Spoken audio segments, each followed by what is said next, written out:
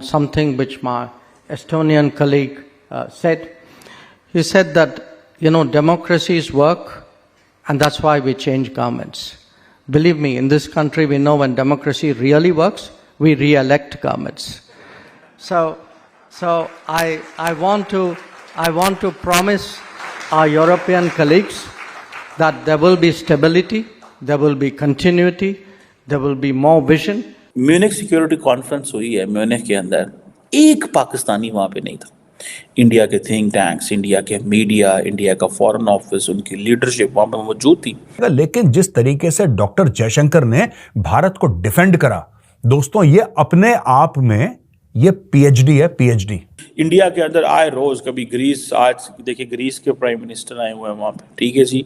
जयशंकर जी तो अभी जो वर्ल्ड में जितने भी बड़े जियोपॉलिटिकल या फॉरेन पॉलिसी में, डिप्लोमेसी में जो माने जाते हैं, उसमें वो टॉप करते हैं, उसमें तो कोई डाउट ही नहीं है। यूरोपियंस को इसी की तो खुजली है यार। उनकी खुजली ये है कि भाई भारत को हमने पत्थर फेंके, भारत के ऊपर भारत ने इतने पत्थर फेंके, भारत ने एक महल बना लिया उसका। डॉक्टर जयशंकर के दिमाग में से बैठ जाए, डॉक्टर जयशंकर के दिमाग में आप घुस जाए फॉर एग्जांपल, और वहां पर घुस के सोचे कि डॉक्टर जयशंकर क्या एडवाइस कर रहा है प्राइम मिनिस्टर मोदी को। आज जब वांग यी भी स्टेज से इशारा करते हैं जयशंकर जी को, रुक जाओ मुझे मिलना है, तो इसका कारण ही ये है कि पूरा विश्व आज देखता है कि सारे लीडर्स को अगर स्टेज पे एक साथ कोई ला सकता है, चाहे कितनी भी दुश्मनी हो, तो वो सिर्फ और सिर्फ भारत है। जय हिंद दोस्तों। तो जब भी पश्चिमी देशों में कहीं भी डॉक्टर एस जयशंकर जाते हैं तो वहाँ पर पत्रकार, कुछ चुनिंदा पत्रकार आते हैं उनको टारगेट करने के लिए। अच्छा, उन पत्रकारों का हमेशा से यही काम रहा है। भारत को आप देखिए, वहाँ के बड़े बड़े अखबारों में भारत की किस तरह की छवि दिखाई जाती है, तो वो टारगेट करने के लिए ही आते हैं। लेकिन ये भूल जाते हैं कि ये वही व्यक्ति है जो कुछ समय पहले हमको पेल कर गया था। हमारे देश में बैठकर हम ही को बेइज्जत करके चला जाता है, लेकिन फिर भी क्या है कि खुजली है बेइज्जती करवाने की, तो फिर से आ जाते हैं ये लोग। अब फिर से आकर पूछ रहे हैं कि आप रूस का समर्थन कर रहे हो, रूस से ऑयल खरीद रहे हो, व्यापार कर रहे हो, जबकि रूस तो एक डेमोक्रेटिक देश यूक्रेन पर हमला कर रहा है, वहाँ पर अत्याचार कर रहा है। तो वो अब स्वाभाविक है, आप जिस व्यक्ति इसके सामने ये बातें कर रहा है वो तो मास्टरमाइंड है इन चीज़ों का, वो तो तुम लोगों को तुम्हारी भाषा में जवाब देना जानता है। कई देशों को उनकी भाषा में जवाब देने में एक्सपर्ट है भाई वो। डॉक्टर एस जयशंकर बोलते हैं उन्हें, तो उन्होंने इनको तबीयत से बताया कि भाई सबसे पहले तो जितना हम व्यापार रूस से कर रहे हैं उससे कई गुना ज़्यादा आप लोग कर रहे हो, और दूसरी बात डेमोक्रेसी की आप कर रहे हो। तो डेमोक्रेसी तब कहाँ चली गई थी जब पाकिस्तान को आप हथियार बेचते थे, हमें नहीं बेचते थे। जबकि पाकिस्तान तो एक सेना चलाती है वहाँ पर, वो तो दिखाने के लिए प्रधानमंत्री बैठा देते हैं वो लोग। प्रधानमंत्री भी वही बैठता है जो सेना चाहती है। सेना के खिलाफ गया तो पेल देते हैं उसको। तो वो सेना के कंट्रोल में जो देश है, आप उसे हथियार दे रहे हो। 1971 की लड़ाई में तो आप देखिए कि अमेरिका ने अपना युद्ध पोत उतार दिया था। अब अगर उस समय रूस अपनी सबमरीन, न्यूक्लियर सबमरीन नहीं भेजता तो हमारी तो क्षमता ही नहीं थी उस समय कि हम अमेरिका के सामना कर सकें, संभव ही नहीं था। पाकिस्तान उस समय हम पर हमला कर रहा है तो उसे पता तो होगा कि ये कमज़ोर है कि नहीं। अमेरिका भी आ जाए उसके साथ तो फिर तो पाकिस्तान हम पर बहुत हावी हो जाता। रूस ने हमारा उस समय साथ दिया था तो आज हम रूस का दे रहे हैं। आप लोगों ने उस समय पाकिस्तान का दिया था, अब पाकिस्तान आपके लिए वैल्यू नहीं रखता तो आपने छोड़ दिया, और आज आप हमको ज्ञान पेल रहे हो। आज हमारी अर्थव्यवस्था रूस से भी बहुत ज़्यादा है, लेकिन इसका मतलब ये नहीं कि अब उसे भूल जाएं हम। रूस ने हमारा बुरे वक्त पर साथ दिया था, उसका साथ हम दे रहे हैं। तो चलिए डॉक्टर साहब ने इन लोगों को किस तरह से इनकी भाषा में समझाया, चलिए वो देखते हैं। डॉक्टर जयशंकर जी का आपने टीम की बात की तो मुझे, मतलब मैं दूर बैठा हुआ शख्स हूं, लेकिन मुझे लगता है कि वो बड़े की प्लेयर है उनके टीम के। जी बिल्कुल, जयशंकर जी, पूरी टीम ही ऐसी है। इनफैक्ट हर एक मिनिस्टर का, मतलब आप मानोगे नहीं, रोड मिनिस्ट्री का जो है एयर मिनिस्ट्री के साथ कंपटीशन चलता है, एयर मिनिस्ट्री का दूसरे इंफ्रास्ट्रक्चर के साथ चलता है। तो इट्स लाइक एक मोदी जी ने जो एक हेल्दी कंपटीशन करवा के जिस प्रकार के टारगेट्स दिए हैं, मैं बता रहा हूं, वो एंड पॉइंट सिलेक्ट करते हैं, वहां से वर्क बैक करते हैं कि अगर वहां पहुंचना है तो अभी ये सब स्टेप्स करने पड़ेंगे।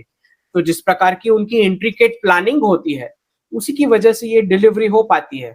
और जयशंकर जी तो अभी जो वर्ल्ड में जितने भी बड़े जियोपॉलिटिकल या फॉरेन पॉलिसी में डिप्लोमेसी में जो माने जाते हैं उसमें वो टॉप करते हैं, उसमें तो कोई डाउट ही नहीं है। मतलब ना चाइना, ना रशिया, ना यूएस के सेक्रेटरी ऑफ स्टेट भी उनसे कम्पीट नहीं कर सकते। ये तो आपको मानना पड़ेगा, क्योंकि भारत का एक रोल ही जोड़ने का रहा है, कभी हमने तोड़ने वाली जियोपॉलिटिक्स नहीं की। तो आज जब वांग यी भी स्टेज से इशारा करते हैं जयशंकर जी को, रुक जाओ मुझे मिलना है, तो इसका कारण ही ये है कि पूरा विश्व आज देखता है कि सारे लीडर्स को अगर स्टेज पे एक साथ कोई ला सकता है, चाहे कितनी भी दुश्मनी हो, तो वो सिर्फ और सिर्फ भारत है और किसी के बस की नहीं। तो आप देखोगे लावरोव भी आएंगे और ब्लिंकन भी आएंगे और एक ही फोटो में जयशंकर जी के साथ खड़े भी रहेंगे। तो ये तभी पॉसिबल है कि आप एक ब्रिज बन सकते हो सबके बीच, क्योंकि कभी आपने तोड़ने वाली राजनीति करी नहीं है, आपने हमेशा जोड़ने वाली करी है। तो अगर आप जयशंकर जी को, क्योंकि बहुत सारे वेस्टर्न मीडिया तो आप जानते हो वेस्ट का इन्फ्लुएंस ज्यादा है, हर बार उनको पूछा जाता है कि आप रशियन ऑयल क्यों कैसे ले सकते हो, हाउ डू यू गो। ये बड़ा फेमस क्लिप बड़ा वायरल हुआ था पाकिस्तान में, से तो बहुत इंडिया में एक नहीं, उनको कंटिन्यूअस उनको ये क्वेश्चन आता है। जी। तो ये जो है जयशंकर जी बहुत साफ बताते हैं कि भाई हमारा लोकेशन अलग है, हमारा इकोनॉमिक स्टेटस, जो पोजीशन है पब्लिक का, जो इंफ्रास्ट्रक्चर हमें करना है, हमारे जो टारगेट्स है। आप तो डेवलप्ड कंट्रीज वहां से बोल दोगे कि नहीं लेना चाहिए, पर हमें तो प्राइसिंग भी देखना है, लोगों का जो डेली इकोनॉमिक एक्टिविटी देखना है। तो ये रियलिटी अब लोग सब समझते हैं ये चीज कि भाई वहां की रियलिटीज अलग है। आप ऐसे कोई पॉलिसी थोपने वाली बात तो भारत पे आज कर ही नहीं सकता कोई। तो आपको मानना पड़ेगा कि रशिया और यूएस दोनों साइड को हम बैलेंस करके चलते हैं।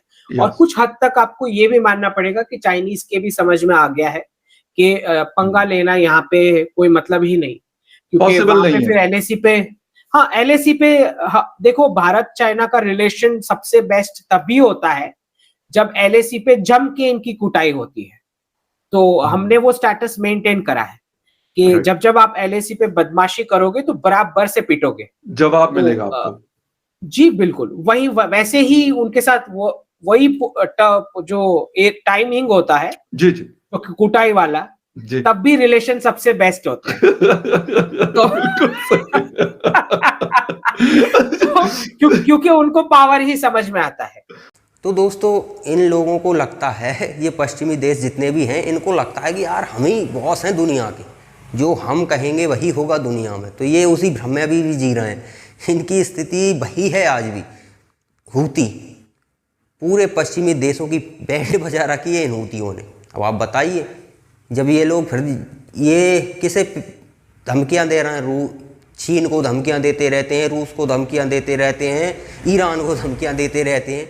एक टुच्चा सा, बिल्कुल टुच्चा सा ही कहूँगा, आतंकी संगठन जो कि दूसरे देशों की समर्थन से उसके पास हथियार आ जाते हैं, उसकी ये क्षमता नहीं है कि 300-400 किलोमीटर दूर भी अटैक कर सके। हाँ, एक आध कोई मिसाइल अगर दे दी गई है रूस वगैरह के द्वारा तो वो कर दे, लेकिन बाकी उनकी क्षमता नहीं है कि ज़्यादा लंबा अटैक कर सके। लाल सागर में इन लोगों की बैंड बजा रखी है पूरे पश्चिमी देशों की, लेकिन ये सिर्फ एक दो हमले कर देते हैं और इसके अलावा ये कुछ कर ही नहीं पा रहा है। वो हूती तुम्हें पीट रहे हैं, आज तुम्हारी ये स्थिति है और तुमको लगता है भारत को ऊपर तुम दबाव डाल सकते हो।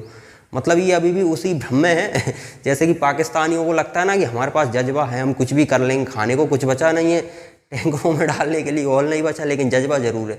तो यही पश्चिमी देशों का हाल है। हूती तुम्हें पीट रहे हैं और तुम भारत पर दबाव डालने की कोशिश कर रहे हो। अरे वो ब्रो भाई, होश में आओ थोड़ा, क्या कर रहे हो तुम लोग।